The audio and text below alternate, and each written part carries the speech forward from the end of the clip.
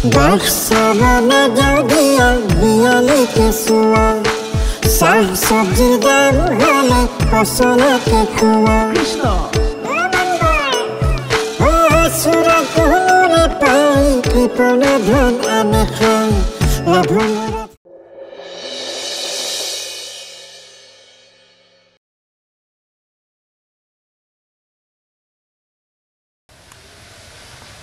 তোমাৰ জানো মনত নাই চম্পা এই ঘৰখনৰ কাৰণে মোৰ পিতাই কিমান কষ্ট কৰিছিল আৰু আজি এই ঘৰখনেই মোৰ বাবে একেবাৰে অভিশাপ হৈ পৰিছে আপুনি অলপ ধৈৰ্য ধৰকচোন ধৈৰ্যৰ সীমা পাৰ হৈ গৈছে চম্পা তুমি হয়তো নাজানা মা দেউতাৰ আদৰ্শক মই আশীৰ্বাদ হিচাপে লৈ আজি জীৱন যুদ্ধত মই হাৰি গলো চম্পা আপুনি কি কৈছে মই ঠিক বুজি পোৱা নাই নুবুজা চম্পা নুবুজাটোৱে স্বাভাৱিক আজি গাঁওবুঢ়াই কি কৈ গৈছে জানা আমি বোলে এই ঘৰখন এৰিব লাগিব কিন্তু কিয় সেইবোৰ বহুত কথা চম্পা তোমাক মই পাছে পৰেও ক'ব পাৰিম সকলো কম পিছত মই কি আমি এইখন ঘৰ এৰিব লাগিব আপুনি এইবোৰ কি কৈছে সঁচা কথাকে কৈছো চম্পা তাৰমানে আপুনি মোৰ পৰা কিবা কথা লুকুৱাইছে নেকি লুকুৱাই ৰাখিলোহেঁতেন চম্পা কিন্তু আজি যে জুই আহি হাত পালেহি তাৰমানে এই শুনা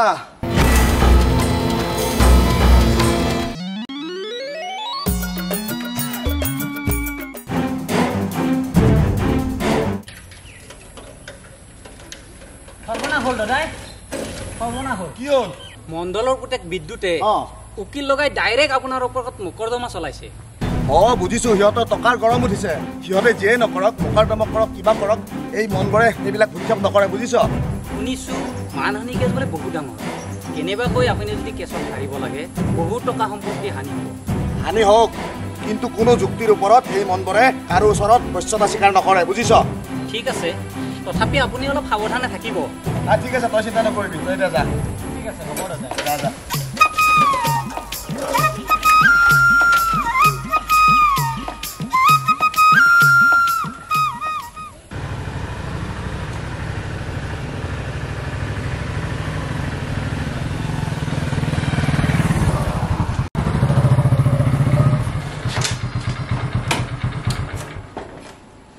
গাভৰা বিদ্যুৎ আবাল বা চাওকচোন গামবুঢ়া পৃথিৱীত কিমান মানুহে ছুইচাইড কৰিছে তাৰ বাবে জগুৰে কি মই হ'ম মই জানো বিদ্যুৎ মনবৰ ভনীয়েকৰ প্ৰেম কেৱল তোমাতেই সীমাবদ্ধ নাছিল গাঁওখনৰ আৰু বহুত ডেকাৰৰ লগত তাইৰ অবৈধ সম্পৰ্ক আছিল আৰু সেইকাৰণে গাভৰু কালতে কোলাত কেঁচুৱা ল'ব লগা হ'ল কেনেহ'লে এতিয়া সেই কেঁচুৱাৰ বাপে মোক সজালে হ'বনে তোৰ ভনীয়েৰে চৰিত্ৰ আগৰৰ পৰা বেয়া তাতে মোৰ কি দোষ সেইটো বাৰু বুজিলোঁ পিছে কথা সেইটোৱেই কি কৰিম বুলি ভাবিছা মানহানি কেছ কৰিম গোটেই গাঁৱৰ মানুহৰ আগত সি মোক বদনামী কৰিলে তাৰ প্ৰতিফলি পাবই লাগিব কথা সেইটোৱেই তথাপি ভাল নহ'ব নেকি কথাটো এইবাৰলৈ নহ'লে তাক মাফ কৰি দিয়াহে নাই মই জানো যে তোমালোক হাত দীঘল নহয় কোৰ্টৰ বহুত উকিল মেজিষ্ট্ৰেটৰ লগত তোমালোকৰ ভাল সম্পৰ্ক আছে চাওক গামবুঢ়া ক্ষমা দয়া এইটো মোৰ অভিনয়ত নাই গতিকে মই তাৰ প্ৰতিশোধ ল'মেই কথাটো আপোনাক জনাই দিওঁ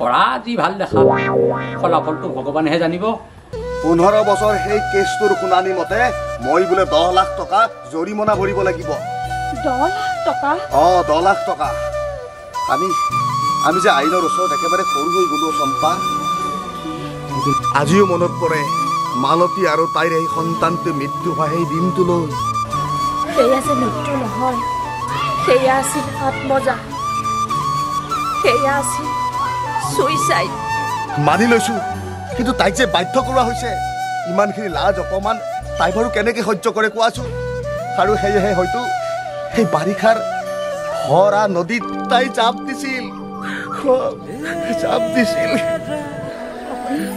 আপুনি ইমান দুৰ্বল হৈছে কিয়? দুৰ্বল হোৱা নাই মই চম্পা, এয়া মোৰ ক্ষোভ, এয়া মোৰ আক্ষেপ। এতিয়া পিছে কি কৰিম বুলি ভাবিছে? ভাবিছো, বহুত কথাই ভাবিছো চম্পা। মই মোৰ বুকু ডাঠ কৰি ভাবিছো। কি? চম্পা, মই এই ঘৰ মাটি বিক্ৰী কৰিম। মই বিক্ৰী কৰিম। কথাটো শুনি বুকুখন ফিলিং কৰি গ'লহে। নেযাব কেলৈ নাযাব বুজিছানে? মোৰ কথাটো শুনি পেলাই একেবাৰে বুকুখন ধান বনা কলৰ দৰে ঘপলং ঘপলং ঘপলং ঘপলং শব্দ কৰি উঠিল নহয়। কথা সেইটোৱে, এই কথাই কথা নহয় দেই। সময় থাকোঁতেই মনবৰ মিত্ৰৰ ঘৰৰ পৰা পাক এটা মাৰি খবৰ খাতি লৈ আহোঁ। চাওকচোন গাঁওবুঢ়া, যোৱাজনীতো গুচি গ'লেই, এতিয়া মনবৰৰ কমখন লটি ঘটি হ'লনে? তাকেইতো কথা সেইটোৱেই বুজিছানে? সেইবাবে মানুহ অলপ কুচিয়া হ'ব লাগে, নীতি নিয়মত চলিব লাগে। এতিয়া পিছে মনবৰে বা কি কৰে? কিডাল কৰিবহে, টকা একেবাৰে 10-15 লাখ। বোলো ইমান গাল টকা যোগাৰ কৰাটো কম কথা হ'ব নেকি? যিটো দেখিছোঁ মনবৰৰ এতিয়া মাটি ভেটি ওচৰ নহ'লেহে ৰক্ষা। তথাপি গাঁওবুঢ়া, কিবা এটা দিহা পৰামৰ্শটো দিব পাৰিম। কথাটো হওঁতে বেয়া পোৱা নাই। ছাৰ ব'লাচোন, কিবা এটা কিজানি উপায় উলিয়াব পাৰোঁৱেই। ব'লক। আপুনি বা কি ভাবিছে? মাটিডোখৰ কিমান আছে বুলি ক'লে? 5 বিঘা দিব তাত। দামটো মানে 20 লাখ মান টকা পালে হ'ল আৰু। দামটো হওঁতে উচিতেই হৈছে। 20 লাখ টকা আমাৰ কাৰণে যোগাৰ কৰাটো দিগদাৰ হ'ব নেকি? টকা কম হ'লে মাটিখিনি কমাই ল'লে হ'ল। আমাক গোটেই মাটি কেলেই লাগিছিল? নহ'লে এটা কাম কৰক, কিবা অলপ কম বেছি কৰি ঘৰে মাটি 5 বিঘা মাটি আমাক দিয়ক। মাটিখিনি বেলেগকে দি দিয়ক। ঠিক আছে বাৰু, কথাটো মই ভাবি চাওঁ।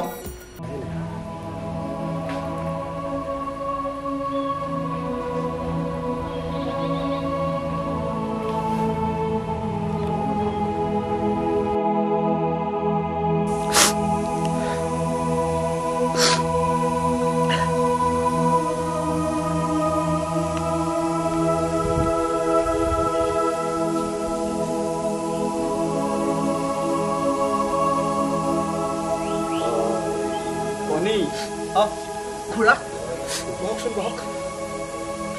হ'ব বহিছোঁ দিয়া। হেৰিও পায় এইটো মা দেউতাহঁত আছেনে ঘৰত? আছে ৰ'ব, মই মাতি দিছোঁ, আপোনালোক বহক। বাৰু দেখিলে গাঁওবুঢ়া, পৰিস্থিতিয়ে মানুহক কেনেকৈ কঙা কৰি পেলায়। কালিলৈকে একো কথাই গাত নলগা ল'ৰাটোৰ চকুত আজি চকু পাতি। এৰাহে বেয়াই লাগে। কথা সেইটোৱে, এইবোৰ সকলো দৈবৰ লিখন।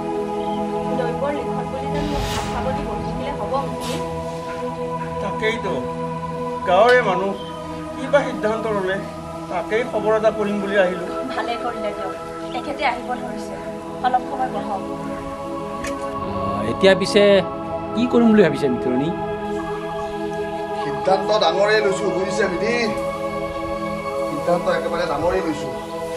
মানে এই ঘৰ মাটি বিক্ৰী কৰি আন এঠাইত সৰুকৈ এটা ঘৰ সাজি মাটি কিনি বাকী চোৱা সময় তাতেই কটাম বুলি ভাবিছোঁ। কৃষ্ণ, কথা সেইটোৱেই। তুমিও খোৱা। হ'ব যোৱাহে। হয়, মই নাখাওঁ দিয়ক। খালি পাণ অকণহে খাম, দাঁতৰ জোৰ কমি গৈছে বুজিছানে? এতিয়া জানো মাটি বাৰী কিনা মানুহ পাইছা? হওঁতে নোপোৱা নহয়, উপেন মৌজাদাৰৰ ঘৰলৈ গৈছিলোঁ।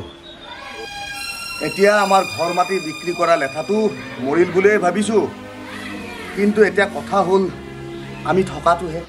কিয় বাকী থকা আধা বিঘা মাটিত ঘৰ এটা বনাই ল'লেই হ'ল দেখোন।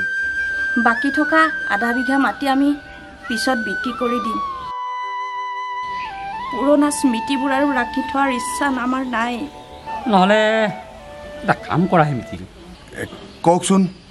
নহ'লে মিতিৰ আমাৰ যিটো আছে মাষ্টৰৰ পুতেকৰ লগত কথাটো নাপাবা কিয় হোৱাৰ পিছত পুতেকটো গুৱাহাটীতেই থাকে গাঁৱৰ ঘৰটো মাটিখিনি এনেই পৰি আছে মিছামিছি টকা 100 মান দি এটা ঘৰ ৰখি আহি ৰাখি লৈছে কথাটো নোহোৱা নহয় কি কোৱা তুলন এৰা যোৱাবাৰ তাক লগ পাওঁতে সিটো মোকো কৈছিল যে তাৰ ঘৰ মাটিখিনি বিক্ৰী কৰিব হয় দেউতা কথাটো ময়ো ভাবিছোঁ 6-7 লাখ মান টকাৰ মাটিখিনি বিক্ৰী কৰিছোঁ আপুনি কিবা এটা ভাবি চাওক দেউতা অঁ বুজিছা মিতিৰ কথা সেইটোৱেই ঠিক আছে অহাকালি মই তাক ফোন কৰি মতাই আনিম বাৰু এইটোকে কৰাহে তোলক এৰা মিতিৰ শুভস্য শীঘ্ৰ মানে শুভ কামত দেৰি কৰিব নালাগে তোমালোকে দেখোন কৈছাই তাকে কৰা তেনেহ'লে বাকী থকা আধা বিঘা মাটিও পিছত আমি বিক্ৰী কৰি দিম পুৰণা স্মৃতিবোৰ ৰাখি থোৱাৰ ইচ্ছা আমাৰ নাই